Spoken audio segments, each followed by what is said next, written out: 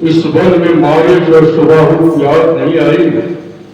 हे मारीच, हम क्षत्रिय हैं, हमें किसी से भय नहीं लगता। यदि हमारे सन्मुख एक बार काल भी आ जाए तो हम उससे भी लड़ने के लिए तत्पर तैयार रहते हैं। तो तू क्या चीज है मारीच? बोलो। तुझे देखकर मेरे हृदय में दया सी आ रही, वास्तव में तो दया का पात्र ही नहीं है। तुम्हें आज मोरिस क्या सोच कर आया है कि तारका चाची के मृत्यु का अफसोस तुम्हारी मृत्यु से दूर हो। अरे मारीच, ये तो समय ही बताएगा कौन किसकी मृत्यु लेता है। अरे मारीच, हम है क्षत्रिय बालक के है रंग रंग में जोश। अब आज तुझे ना मारा तो लाख लाख तो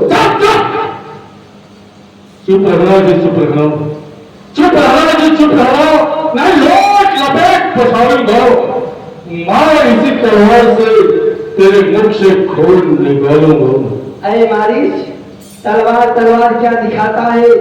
तलवार तेरे काम आएगी नहीं। छत्ती के तल पे पड़ते ही 36 टुकड़ों में पड़ जाएगा तू।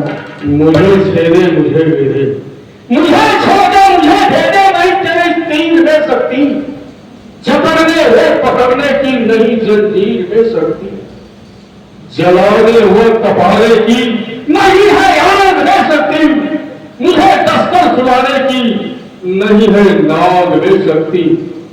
अरे मारीच, तेरे शंकर का घटे दरिया भी चलना छोड़ दे, पर आज असंभव है कि राम तुझे जिंदा छोड़ो। बकरे की मां, बकरे की मां कब तक खैर मारेगी? वास्तव में तेरी जान मेरे इस कृपाल द्वारा जाएगी, जाएगी, जाएगी। अरे मारीच, अरे पापी अधर्मी, जो भी सदाए ऋषियों मुनियों को आज तेरा अभिमान तोड़ूंगा और जिंदा बच के जाने नहीं पाएगा। तेरा शैतान करूंगा। संभल संभल, आया तेरा काल, मैं हूं कालों का काल, तेरे सामने खड़ा एक दशरथ का लाल। बातें करना तुम्हें शोभा देता है, मुझे नहीं। संग्राम के लिए तैयार हो जाओ। अरे मारीच, मैं अब तुम्हें बहुत देर तक अपने समक्ष देखना नहीं चाहता हूं। जो वीर पुरुष होते हैं वो ज्यादा बातें नहीं करते, उनके बाढ़ ही प्रश्न होते हैं और उनके बाढ़ ही उत्तर होते हैं। चलो सावधान हो जाओ। सावधान बोलो, सावधान।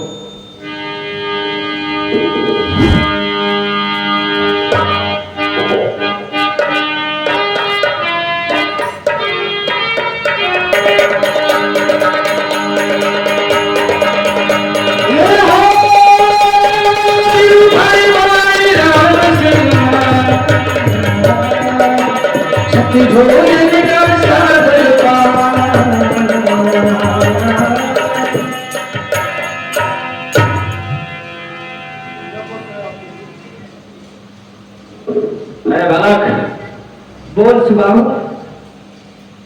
तुम दोनों अगर अपनी प्राण की भिक्षा चाहते हो तो ये जो महात्मा पूजा कर रहा है इसको मेरे हवाले करके मेरे जंगल से चले जाओ, नहीं तो तुमने मेरी तारका चाची का और मेरे बड़े भाई मारीच का वध किया है। तुम दोनों जिंदा बच के जाने नहीं पाओगे। अरे सुबाहु, जब तुझे अपने प्राणों की ममता हो तो मैं तुझे एक मौका देता हूँ। तू इस तारक वन को छोड़ के भाग जा, मैं तुझे नहीं। अरे बालक, लगता है तो यहाँ से जिंदा जाने योग्य नहीं है। चलो युद्ध करने के लिए तैयार हो जा। चल सावधान हो जा।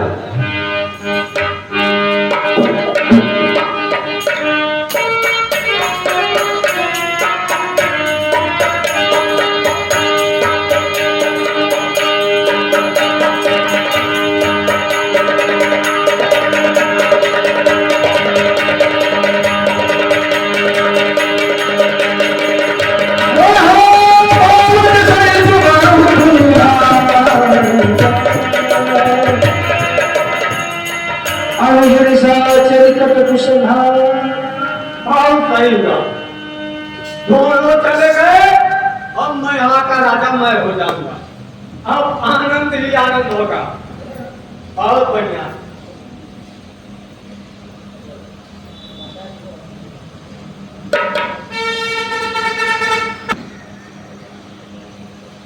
चलो युद्ध करने के लिए तैयार हो जाओ। इन्हें आज बुद्ध समझ में आ रहा है, बुद्ध नहीं है यार। युद्ध करने के लिए तैयार हो जाओ। ये युद्ध क्या होता है मुझे पता ही नहीं है। लड़ाई जानते हो? कहीं नहीं। झगड़ा? वो भी नहीं। गुस्सा आता है? गुस्सा तो हमें कभी आता ही नहीं। औकात में रहना। गुस्सा आया? इसी को बोलते हैं गुस्सा। एक हमें बराबर आता है। मैं अपने गांव में जितने छोटे छोटे बच्चे हैं डेली मारता। तो चलो युद्ध करने के लिए तैयार हो जाओ।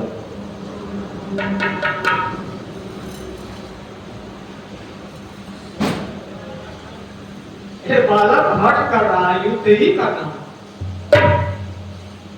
क्या करूं? और हमारे पास ऐसी समस्या है कि मैं युद्ध करता ही नहीं। कौन सी समस्या है? बड़ी भारी समस्या। इस साइड में आ जाओ।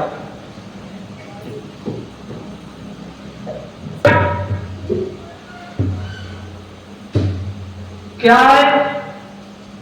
मैं जब जब युद्ध करने जाता हूं तो कुछ न कुछ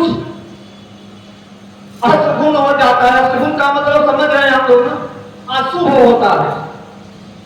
इसीलिए मैं युद्ध नहीं करता। मैं छोड़ दिया हूं युद्ध करना। क्यों छोड़ दिए? क्या है कि पहली बार जब मैं युद्ध करने गया और जैसे तैयार हुआ युद्ध के लिए, घर से फोन पहुंच गया। बोले कि जल्दी घर आ जाओ, तुम्हारे पिताजी चल बसे हैं। मैं घर पे आया, रोने लगा। तो गांव के जितने बुजुर्ग लोग थे, बूढ़े पिता तुल्य, वो सब मुझे ढाढ़स देने लगे, सांत्वना देने लगे कि बेटा शांत हो जाओ, मानो तो हम तुम्हारे पिता के समान हैं, मत रो, इस आत्मा से भेंट होने वाली नहीं है। मैं शांत हो गया, सोचा चलो ठीक है, बड़े बुजुर्ग लोग हैं, कोई बात नहीं। दूसरी बार फिर समस्या हो गई। और दूसरी बार जब युद्ध में गए, उस बार माता जी ही चल बसे। फिर आया, रोने लगा। तो गांव की जितनी बुजुर्ग महिलाएं थी, बोली बेटा शांत हो जाओ, मानो तो हम तुम्हारी माता के समान। मैं शांत हो गया। सबसे गड़बड़ तीसरी बार हो गया। क्या हो गया? अरे अब क्या बताऊं। तीसरी बार मैं युद्ध के लिए तैयार हुआ, घर से पुनः फोड़ गया। इस बार बीवी ही चल बसी। आया घर में, बहुत रोया, सर पटक पटक के रोया। लेकिन डॉक्टर साहब आपको बता दूं, गांव की एक भी औरत यह नहीं बोली कि मानो तो हम तुम्हारी बीवी के समान है, शांति हो जाओ। इसलिए मैंने बात पकड़ा कि आज के बाद से युद्ध करना बंद। मेरे पास एक उपाय है। बोलो। मैं स्वयं मर जाता हूं। मर जाओ। ये बालक मानेगा नहीं किसी ढंग से। इस बालक की इच्छा है कि मरे, चाहे जिस तरह से मरे। चलो ठीक है, मैं मर जाता हूं। मर जाओ।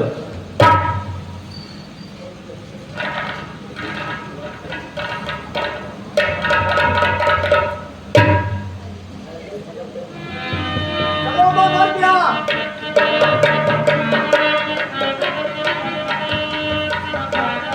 ये बोल कौन रहा है?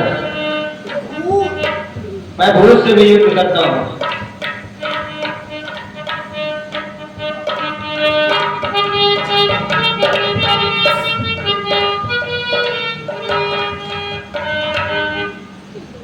भूख से भी लड़ेंगे आप?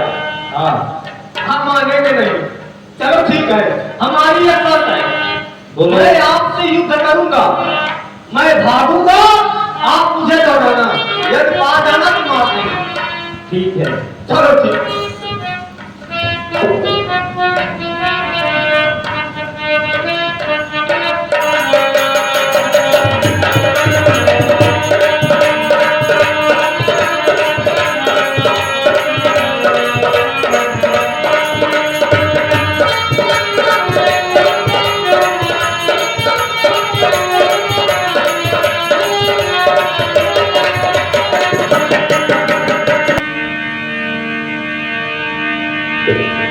मारिय सुंदरी भयकारी अष्ट एक बार होए लखेदार की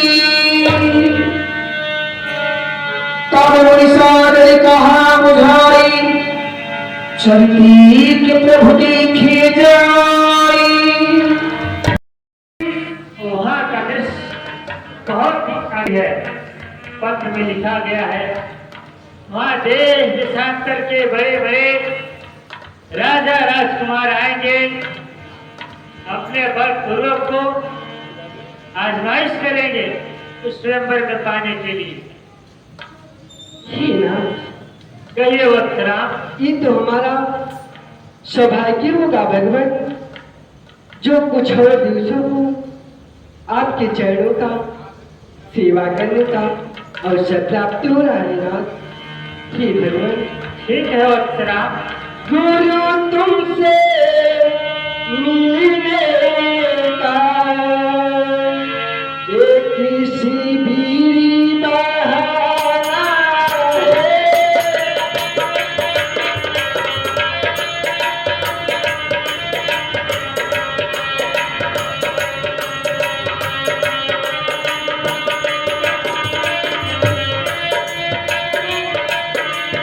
गुरु तुमसे मिलने का ये किसी भी बहाना है।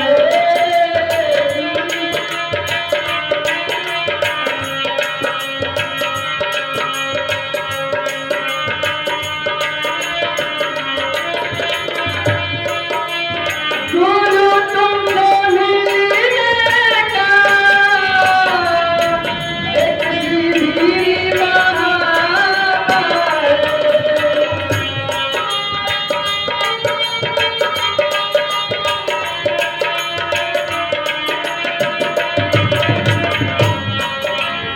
गुरु तेरा तेरा ही सीता। कहिए वत्सराम। गुरु तेरा तेरा ही सीता सारे जग से मेरा नाम है।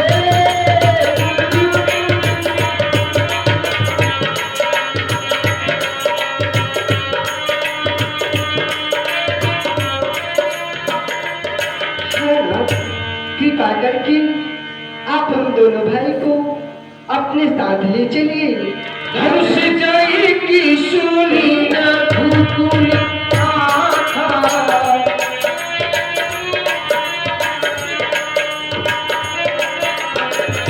हर्षि चली मुनि वर की साथा।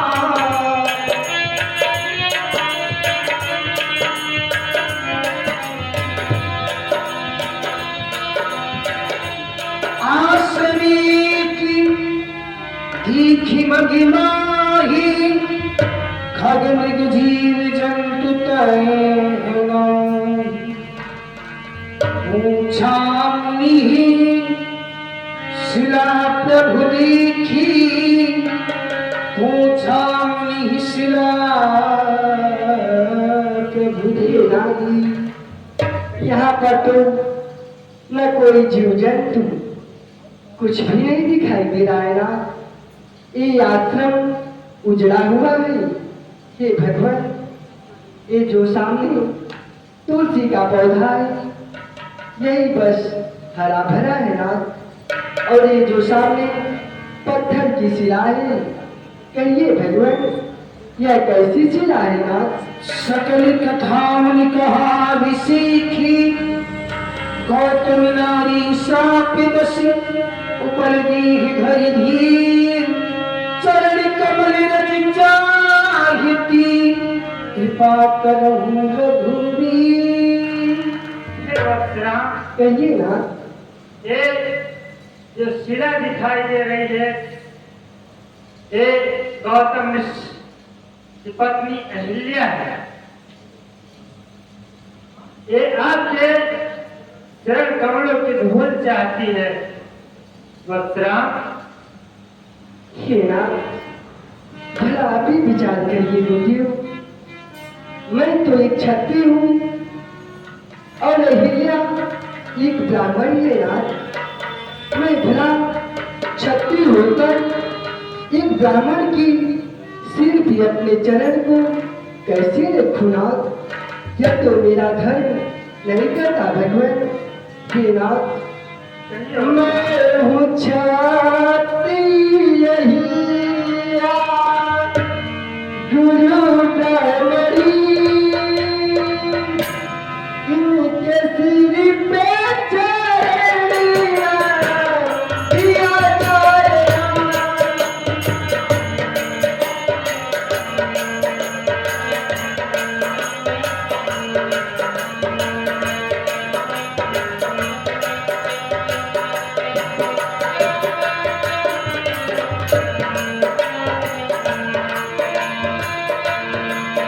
मैं हूँ क्षत्रिय ही,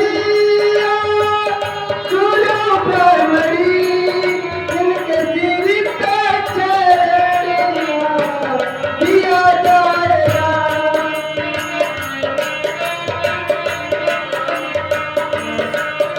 अपना ये हूँ जीते धर्म के लिए, ऐसा धर्म मुझे से दिया जाए।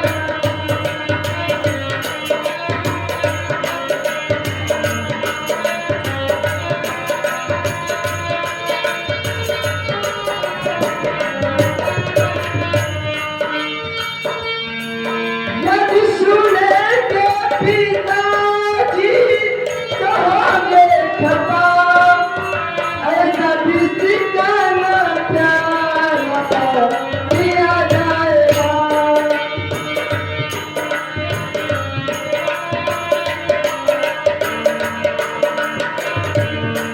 हे गुरु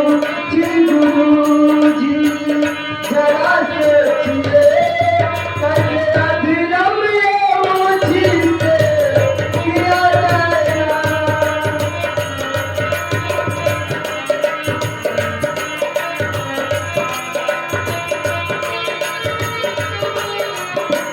हालत भला आप ही विचार करिए। हे वत्सरा, जो जगत का पालनहार होता है, यही तुम्हें अच्छाई है। सब तुम करते हो, लेकिन तुम्हें कर्ता का अहंकार नहीं है। हे वत्सरा, ये नारी ही नहीं, आप अपने चरण कमलों का धूल इस पे स्पर्श कीजिए, जैसे कि अपने पति के पास जा मिले। जो आज्ञा होगा।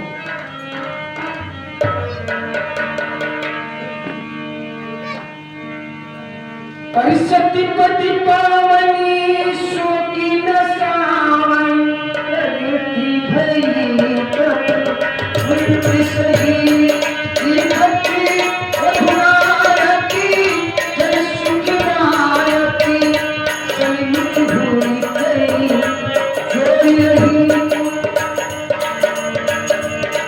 अति प्रिय धीरा कृत शरीरा, जीवन ही आई बचन कही, अतिशय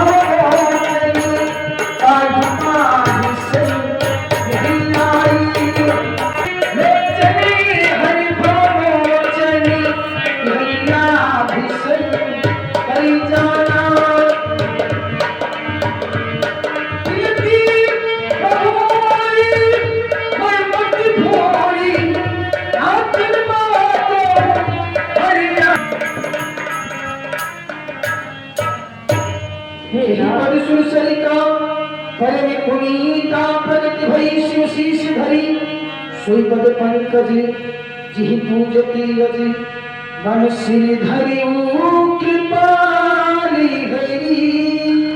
हे भगवान, जो कि पति ने मुझे श्राप दिया उसी के कारण से आज मैंने आपके चरणों का दर्शन कर रही हूँ, जो कि अपने नेत्रों से ही दर्शन कर रही हूँ। और मुझे वरदान दीजिए जिससे कि मैं पुनः अपने पति लोग के पास जाऊं। भगवान अयि भाग्य सिधारी गोद निधारी बारी बारी चली चली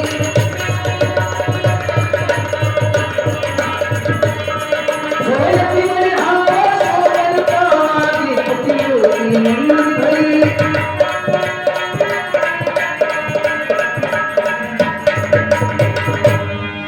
तो सामने बहती हुई नदी दिखाई दे रही है, यह पतत पावनी गंगा है।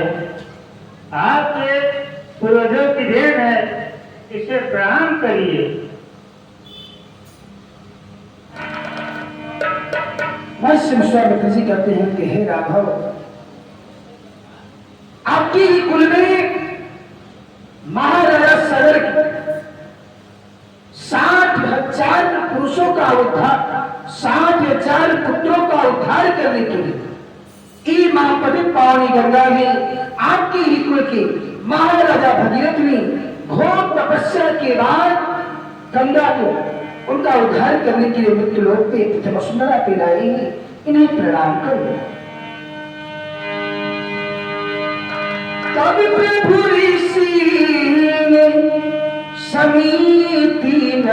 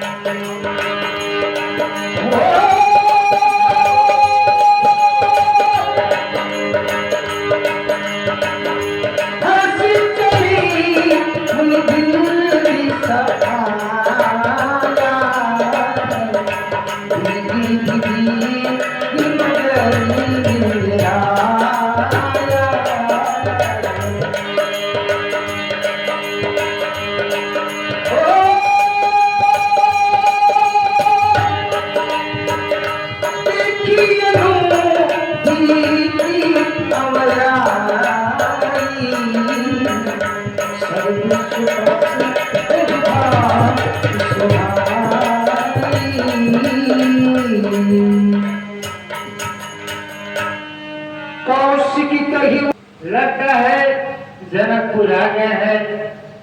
ये महाराज जी का और राय बगीचा है। आज यहीं पर विश्राम लेते हैं, फिर कल महल के प्रस्थान करेंगे।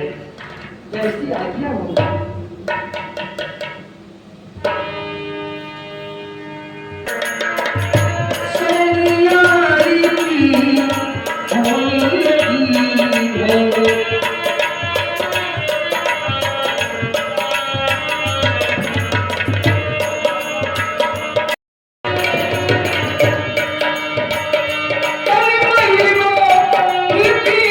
राम की महिमा